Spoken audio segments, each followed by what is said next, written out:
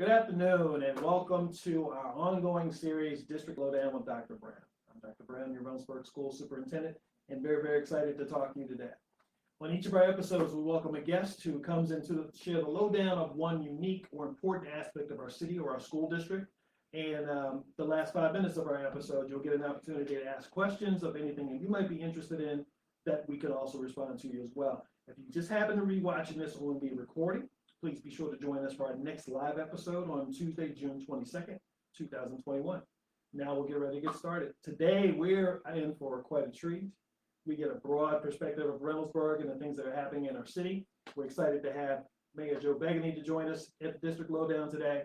And for those who don't know what the mayor does, he oversees everything and anything related to Reynoldsburg. Thank you so much for joining us. Thank you for having me. I'm excited to be here. Absolutely. I want to talk, first of all, about the role of the mayor. I know when I was younger, I didn't necessarily know what mayors and folks like that might do. Can you talk a little bit about your role in our district and what your job looks like? Yeah, officially, I'm the chief executive of the city. I administer all of our departments, from our service and roads department to parks and recreation to our police force, and coordinate all of those different types of things. What a lot of times it really turns out to be is park guidance counselor and park firefighter.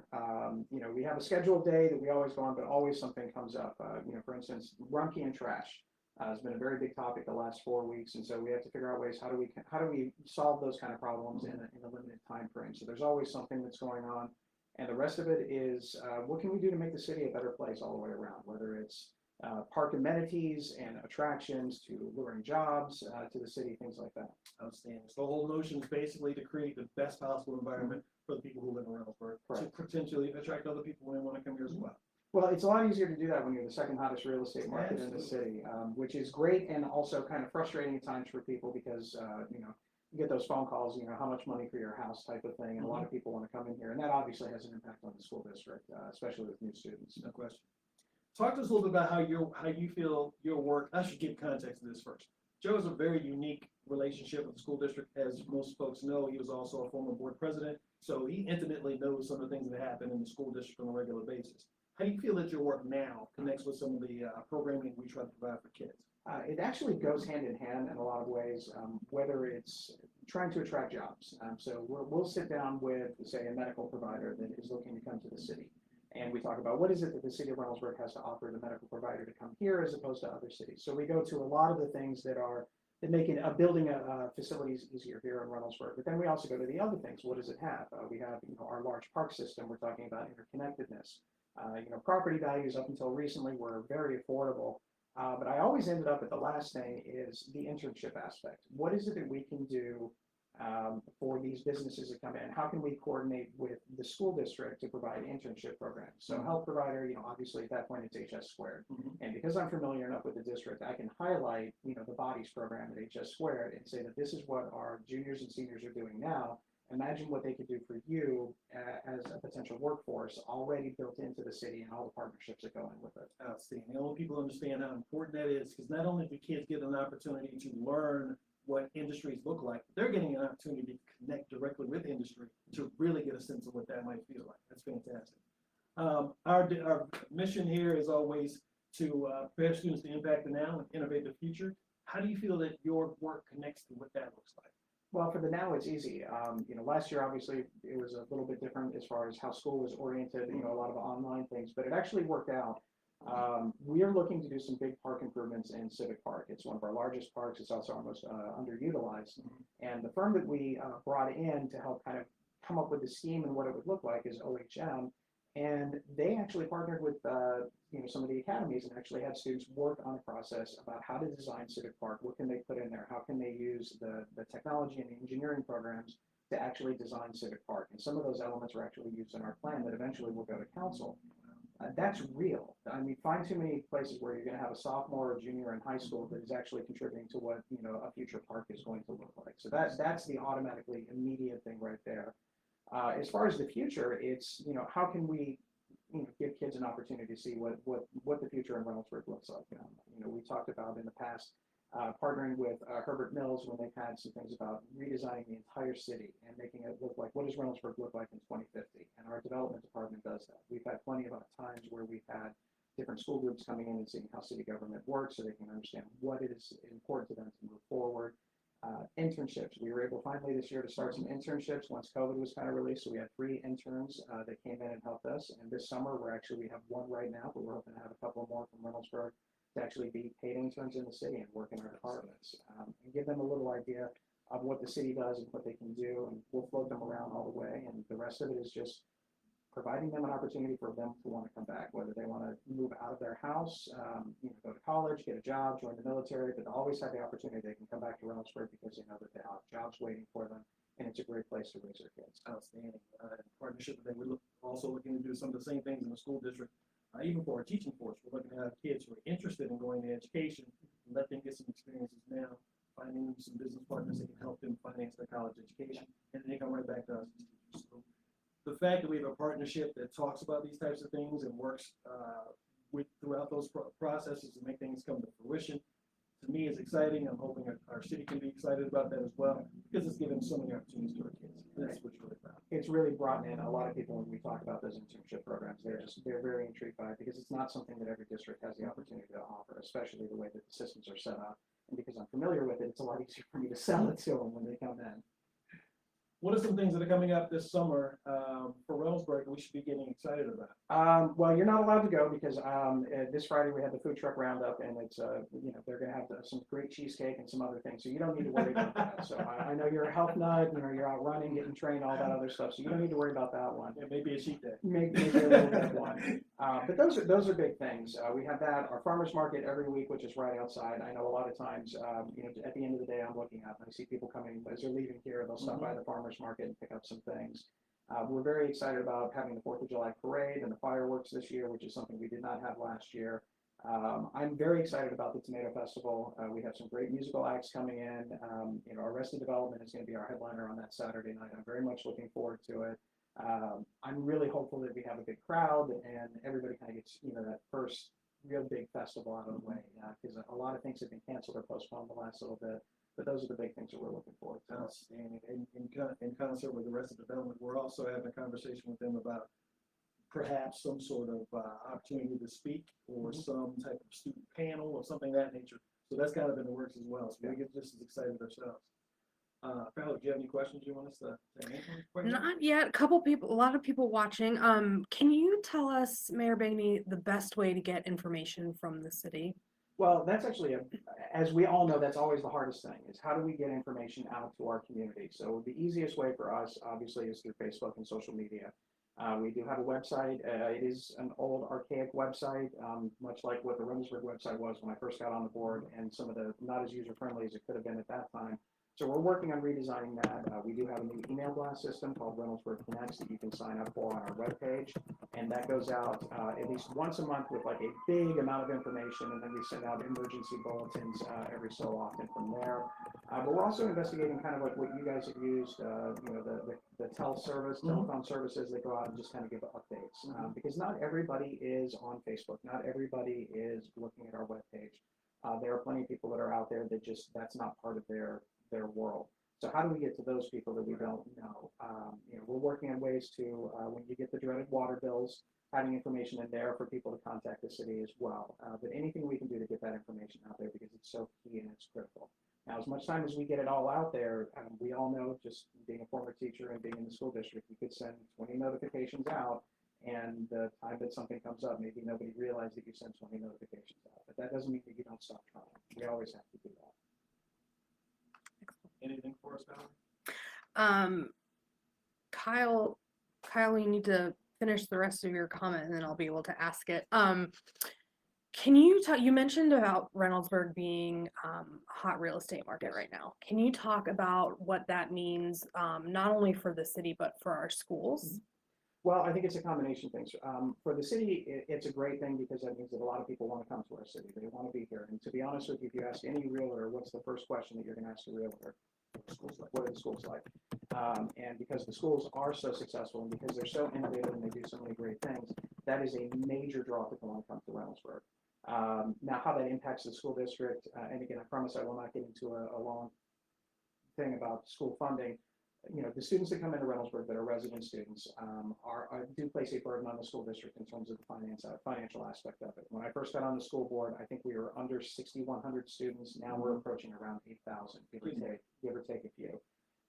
So these are residents that are moving in. A lot of our community, some of our older community has moved out, and some of new families have come in and brought that in. So that's changing things. And the way school funding works, it does present its obstacles with the city or with the district. And so what we try to do on the city side is, one, try to manage the development as best as we can, but also at the same time try and attract new businesses. We ended up opening up over 35 businesses last year in Reynoldsburg during COVID, which is a significant number. A lot of our communities, specifically the Bhutanese and the Pali community, have opened up their own businesses with great restaurants. Other businesses are out there doing that. So we try and bring in some of that business community, which helps with the property tax. I know at one of your last board meetings, Treasurer Extraordinary Tammy Miller talked about how the property values had gone up more than what they had expected. And I think that that's a combination of the development that's coming and the reputation Reynoldsburg has as wanting to be able to kind of modernize and move out of kind of a stagnant style that we had been in. And then again, the biggest draw is the school district and what the school does. I'm not going to brag too much on it, but I was with my in-laws at graduation last week, and they talked about students standing up to have received their associate's degree. When I first started, we had that first student that got an associate's degree and then ended up graduating high school 2 weeks later. I think now she actually got her law degree just the other week. Yeah. Now this year you're up to 8. And find me another district in Central Ohio that's going to be able to put that out there. And that doesn't even include the students that have gotten certifications through HS Squared or Bell or Encore or ESTEM that have other things other than a high school diploma that make them more marketable. And I think those are the things that draw people in. That's why people want to move here, and that's why businesses want to come here. They like to have an educated workforce or a ready-made workforce. That's exciting. Yep. Question? 2 questions. One is for Dr. Brown and one is for the mayor. So we'll do Dr. Brown first. Kyle said, I saw something about Dr. Brown possibly leaving. Is there any truth to that? I would hate to see you leave because I believe you've done a great job here in Reynoldsburg. Thank you so much, Kyle. I am not going anywhere. I will be right here. I can dispel any of the rumors, put them to bed. That's over. I will be here. Yeah, I'm sad for him in some respects because I understand that you like a challenge and things like that, but I wasn't necessarily too disappointed in that news. But feel for you on a personal level, but for a district, I'm thrilled. Completely excited about the 21-22 school year. Can't wait to get started.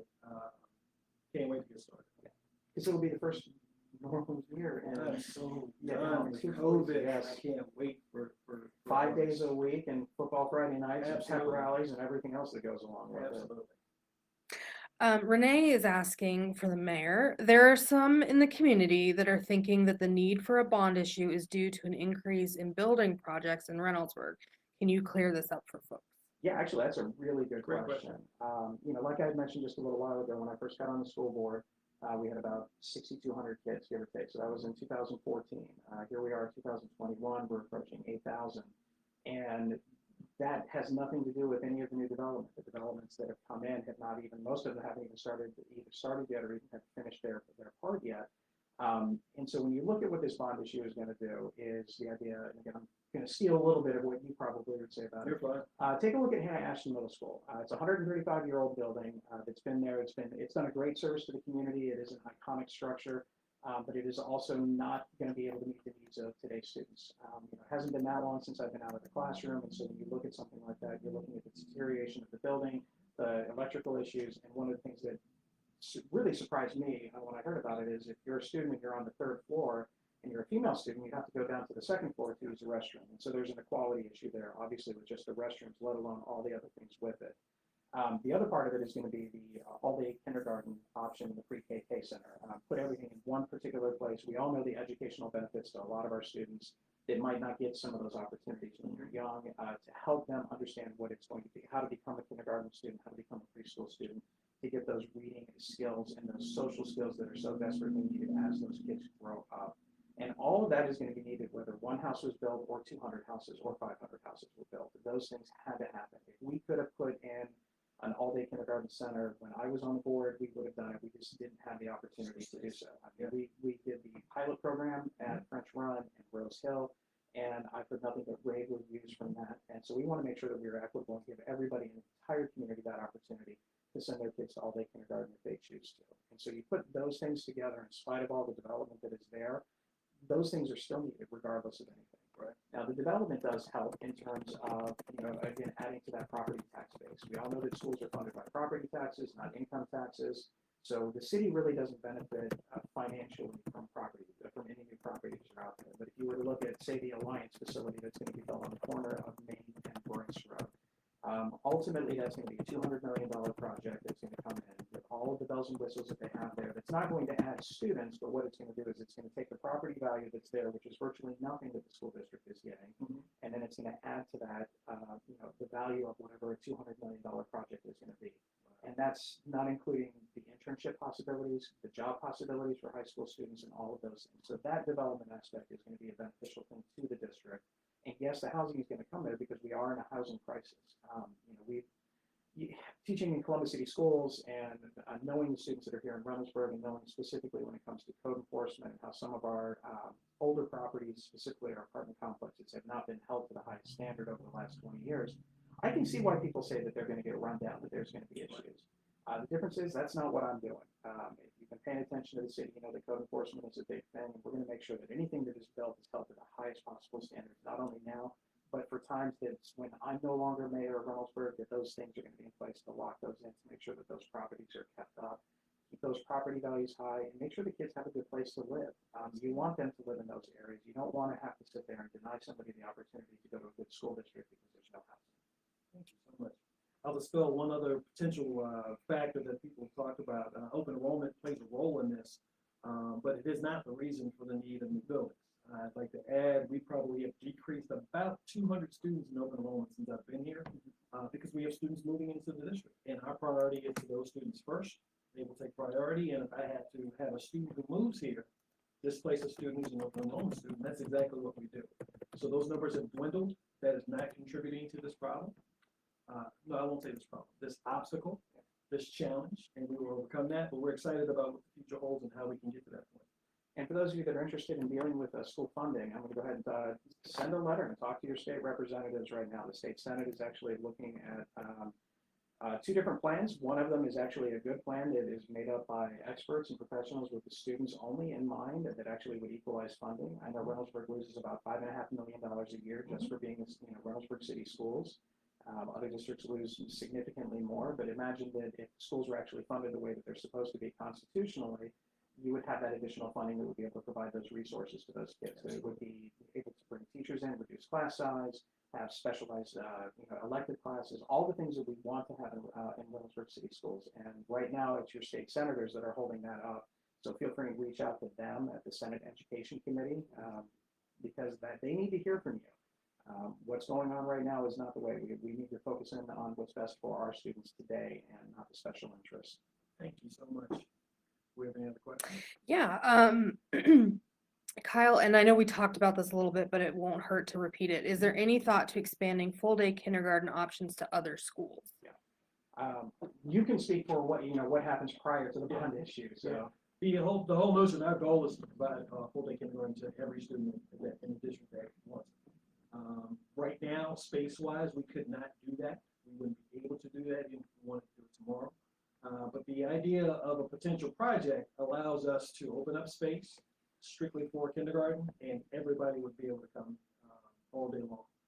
So that's something that is in our future, hopefully. But there'll be some things that obviously have to happen before we get to that point. So that is the plan. Krista is saying, did you want to add to that? no, Okay. I do. Chris says, just want to give a huge thank you to RCS teachers, all staff, bus drivers, and administration for helping our kids get through an unprecedented year. Thank you so much. Absolutely. Can you talk a little bit about the 21-22 school year? Planning on going back as What it looks normal? like? Mm-hmm. Yeah, we're planning for a relatively normal 21-22 school year. I had a question, knock on wood is exactly right. I had a question a couple of days ago in reference to masking and things of that nature. Some of that I can't really answer now because we'll obviously follow the science and what's in place and work with the health department to help us make those decisions. But my gut tells me we're not going to have that as an obstacle we need to confront. We'll still make sure we're doing the cleanliness part of what we do in schools. We'll have conversations about spacing, but for the most part, we're really hoping for a typical start to the school year. And that really enthuses me and gives me joy, because this past year has robbed all my joy. And we're excited about the notion of starting the school year in a regular fashion. Friday nights will be as normal as possible. That's our plan. So that wraps up our questions. Is there anything that you guys want to talk about that we didn't mention yet, or anything special you're doing for the summer? I think Vacation. I'll take a vacation at some point. At some point, I'm Yeah, saying the at same some thing. point.